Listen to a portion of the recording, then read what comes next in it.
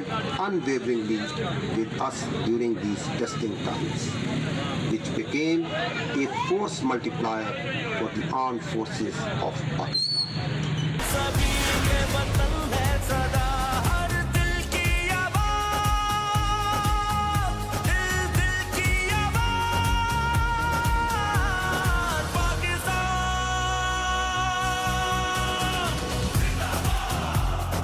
Pakistan. Indian military's aggression and brutal killings of our citizens. Alhamdulillah, Pakistan armed forces have delivered the promise made to our people. We are ready. Don't test it. Don't test it.